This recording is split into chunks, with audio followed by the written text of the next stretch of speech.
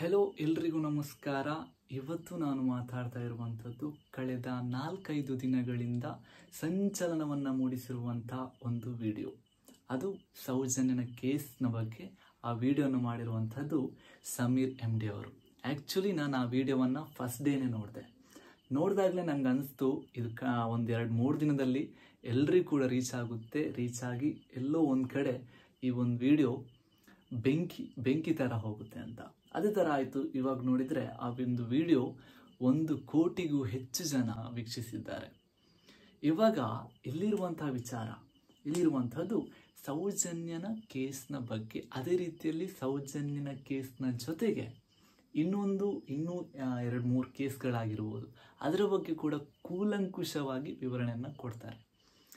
ಇಲ್ಲಿ ಇವಾಗ ನೋಡಿದರೆ ನಿಜವಾಗ್ಲೂ ಕೂಡ ಸಮೀರ್ MD ಅವರನ್ನ ಮೆಚ್ಚಲೇಬೇಕು. ಯಾಕಂತ ಹೇಳಿದ್ರೆ ಅವರು ಮಾಡಿರುವಂಥ ಒಂದು ರಿಸರ್ಚ್, ಅವರು ಯಾವ ರೀತಿಯಾಗಿ ರಿಸರ್ಚ್ ಮಾಡಿದ್ದಾರೆ ಅಂದರೆ ಪಿನ್ ಟು ಪಿನ್ ಒಂದು ಬಿಡದೆ ಕೂಡ ಕರೆಕ್ಟಾಗಿ ರಿಸರ್ಚ್ ಮಾಡಿದ್ದಾರೆ.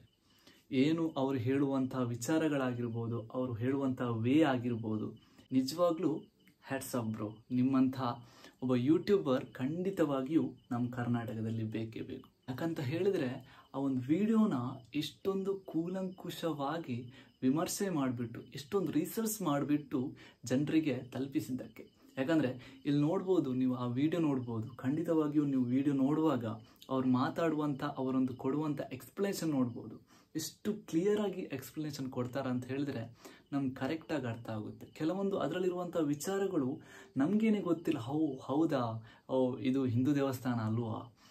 ಕೆಲವೊಂದು ವಿಚಾರಗಳನ್ನು ನೋಡಿದರೆ ಅಲ್ಲಿ ಸೌಜನ್ಯ ವಿಷಯ ಮಾತ್ರ ಇಲ್ಲ, ಅಲ್ಲಿ ಕೆಲವು ಇನ್ನೂ ಕೂಡ 2-3 ಕೇಸ್ಗಳ ಬಗ್ಗೆ ಕೂಡ ಮಾತಾಡಿದ್ದಾರೆ, ಅದರ ಬಗ್ಗೆ ಕೂಡ ಮಾತಾಡಿದ್ದಾರೆ ಅವರು.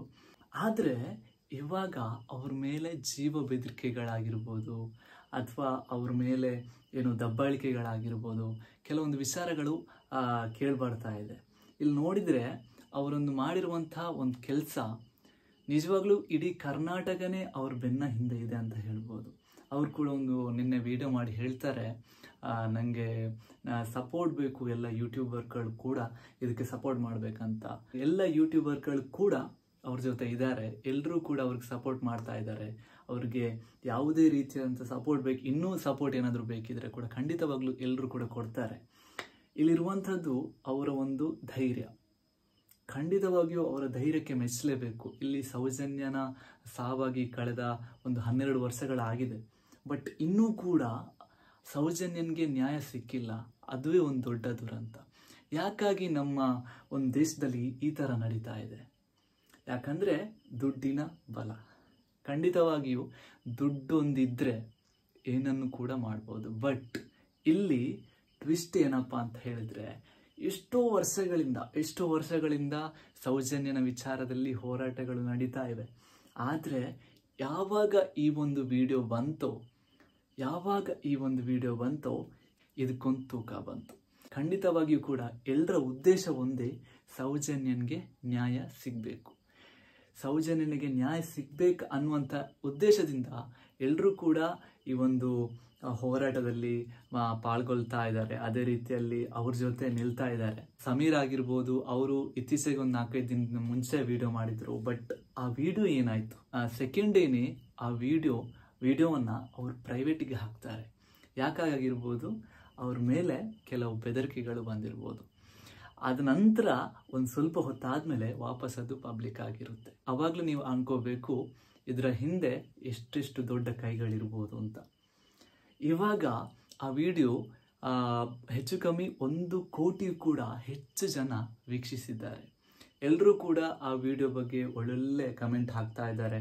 ನನ್ನ ಪ್ರಕಾರ ಕನ್ನಡದ ಯೂಟ್ಯೂಬಲ್ಲಿ ಇದೊಂದು ಬೆಂಕಿ ವಿಡಿಯೋ ಅಂತಲೇ ಹೇಳ್ಬೋದು. ಇವತ್ತು ಈ ಒಂದು ವಿಡಿಯೋ ಇಷ್ಟೊಂದು ಸಪೋರ್ಟ್ ಸಿಗ್ತಾ ಇದೆ ಅಂತ ಹೇಳಿದ್ರೆ, ಇಷ್ಟೊಂದು ಸಪೋರ್ಟ್ ಸಿಗ್ತಾ ಇದೆ, ಸೌಜನ್ಯನಿಗೆ ನ್ಯಾಯ ಸಿಗಬೇಕಂತ ಹೇಳಿದ್ರೆ ಎಲ್ಲರೂ ಕೂಡ ಕೈ ಜೋಡಿಸ್ತಾ ಇದ್ದಾರೆ. ಇದರಲ್ಲಿ ಇನ್ನೊಂದು ವಿಷಯ ಏನಪ್ಪ ಅಂತ ಹೇಳಿದರೆ, ಸಮೀರ್ ಅವ್ರ ಧರ್ಮದ ಬಗ್ಗೆ ಕೇಳಿಬರ್ತಾ ಇದೆ. ಧರ್ಮ ಯಾವುದೇ ಆಗಿರಲಿ, ಆದರೆ ಇಲ್ಲಿ ಮುಖ್ಯವಾಗಿ ಬೇಕಾಗಿರುವಂಥದ್ದು ನಮಗೆ ನ್ಯಾಯ. ಸೌಜನ್ಯನಿಗೆ ನ್ಯಾಯ ಬೇಕಾಗಿದೆ. ಖಂಡಿತವಾಗಿ ಕೂಡ ಮಾತಾಡಿರುವಂಥದ್ದು ಯಾರೇ ಆಗಿರಲಿ, ಅದು ಸಮೀರ್ ಆಗಿರಲಿ, ಇನ್ನೊಬ್ಬರೇ ಆಗಿರಲಿ, ಬಟ್ ಅವರು ಸೌಜನ್ಯ ಬಗ್ಗೆ ತುಂಬ ಹೋರಾಟಗಳು ನಡೀತಾ ಇದೆ, ಈಗಲೂ ಕೂಡ ನಡೀತಾ ಇದೆ. ಬಟ್ ಇಲ್ಲಿ ಅವರು ಸಮೀರ್ ಅವ್ರು ಮಾತಾಡಿದ ಮೇಲೆ ಧರ್ಮದ ಬಗ್ಗೆ ಹೇಳ್ತಾ ಇದ್ದಾರೆ. ಅವರು ಆ ಧರ್ಮ ಅವರು ಹೇಗೆ ಮಾತಾಡಿದ್ರು ಅಂತ. ನನ್ನ ಪ್ರಕಾರ ಇಲ್ಲಿ ಧರ್ಮ ಮ್ಯಾಟ್ರೇ ಆಗಲ್ಲ. ಯಾಕಂತ ಹೇಳಿದ್ರೆ ಇಲ್ಲಿ ನಮ್ಗೆ ಬೇಕಾಗಿರುವಂಥದ್ದು ನ್ಯಾಯ, ನಮ್ಗೆ ಬೇಕಾಗಿರುವಂಥದ್ದು ಸೌಜನ್ಯನ್ಗೆ ನ್ಯಾಯ. ಇನ್ನೊಂದು ವಿಚಾರ ಹೇಳ್ತಾ ಇದ್ದಾರೆ, ಯಾರು ಸಮೀರ್ ಅವರು ಯಾರೋ ಹಣ ತಗೊಂಡು ಅವರು ವಿಡಿಯೋ ಮಾಡಿದ್ರಂತೆ. ಯಾಕಾಗಿ ಅವ್ರು ಹಣ ತಗೊಂಡು ವಿಡಿಯೋ ಮಾಡಬೇಕು? ಅವ್ರಿಗೆ ಕೂಡ ಬೇಕಾಗಿರುವಂಥದ್ದು ನ್ಯಾಯನೇ ಅಲ್ವಾ? ಇವತ್ತು ಅವರು ಅಷ್ಟೊಂದು ಕೂಲಂಕುಷವಾಗಿ ವಿಡಿಯೋನ ಮಾಡಿಬಿಟ್ಟು ಯೂಟ್ಯೂಬ್ಗೆ ಹಾಕ್ತಾರೆ, ಎಷ್ಟೊಂದು ಚೆನ್ನಾಗಿ ಅದನ್ನು ಎಕ್ಸ್ಪ್ಲನೇಷನ್ ಕೊಡ್ತಾರೆ. ಅವ್ರ ಉದ್ದೇಶನೂ ಕೂಡ ಸೌಜನ್ಯನಿಗೆ ನ್ಯಾಯ ಸಿಗ್ಬೇಕಂತಾನೆ ಇರುತ್ತೆ ಅಲ್ವಾ? ಎಲ್ಲರೂ ಕೂಡ ಅವ್ರ ಜೊತೆ ನಿಲ್ಲುವ. ಇನ್ನು ಯಾವಾಗ ಆ ವಿಡಿಯೋ ಡಿಲೀಟ್ ಆಗುತ್ತೆ ಅಂತ ಗೊತ್ತಿಲ್ಲ. ಆದಷ್ಟು ಬೇಗ ಆ ವಿಡಿಯೋನೊಮ್ಮೆ ನೋಡಿ, ಎಲ್ಲರೂ ಕೂಡ ನೀವು ನೋಡಲೇಬೇಕು. ನಾನು ಕೂಡ ಆ ವಿಡಿಯೋ ಲಿಂಕ್ನ ಡಿಸ್ಕ್ರಿಪ್ಷನಲ್ಲಿ ಹಾಕಿರ್ತೀನಿ. ಎಲ್ಲರೂ ಕೂಡ ಆ ವಿಡಿಯೋ ನೋಡಿ. ಯಾಕಂತ ಹೇಳಿದ್ರೆ ಹೇಳಲಿಕ್ಕಾಗಲ್ಲ, ಆ ವಿಡಿಯೋ ಯಾವಾಗ ಬೇಕಿದ್ರೂ ಡಿಲೀಟ್ ಆಗ್ಬೋದು. ನಮ್ಮ ಉದ್ದೇಶ ಒಂದೇ, ಸೌಜನ್ಯನಿಗೆ ನ್ಯಾಯ ಸಿಗಬೇಕು. ಖಂಡಿತವಾಗಿಯೂ ಇನ್ನಾದರೂ ಕೂಡ ಸೌಜನ್ಯನಿಗೆ ನ್ಯಾಯ ಸಿಗುತ್ತಾ ಅಂತ ಕಾದು ನೋಡೋಣ. ನನ್ನ ಪ್ರಕಾರ ಅದೆಷ್ಟೋ ಪೊಲೀಸ್ನವರು ಇನ್ವೆಸ್ಟಿಗೇಷನ್ ಮಾಡಿದ್ರು, ಅದೇ ಥರ CBI ಕೂಡ ಬಂದರು, ಅವರಿಂದನೇ ಏನು ಮಾಡೋಕ್ಕಾಗಿಲ್ಲ. ಯಾಕಂತ ಹೇಳಿದ್ರೆ ಇಲ್ಲಿ ಎವಿಡೆನ್ಸ್ಗಳೇ ಇಲ್ಲ, ಎಲ್ಲ ಎವಿಡೆನ್ಸ್ಗಳನ್ನು ನಾಶ ಮಾಡಿದ್ದಾರೆ. ಇನ್ನೂ ಏನಾದರೂ ಪವಾಡಗಳು ನಡೆದು ಏನಾದರೂ ಎವಿಡೆನ್ಸ್ ಸಿಕ್ಕಿದ್ರೆ ಇನ್ನಾದರೂ ಕೂಡ ಸೌಜನ್ಯನ್ಗೆ ನ್ಯಾಯ ಸಿಗ್ಬೋದಾ? ಎಲ್ಲರ ಆಶಯ ಕೂಡ ಅದೇ. ದೇವರಲ್ಲಿ ಕೇಳ್ಕೊಳ್ಳುವಂಥದ್ದು ನಾವು ಒಂದೇ, ಸೌಜನ್ಯನ್ಗೆ ಇನ್ನಾದರೂ ಕೂಡ ಒಂದು ನ್ಯಾಯ ಸಿಗಲಿ. Thank you so much. ಧನ್ಯವಾದಗಳು.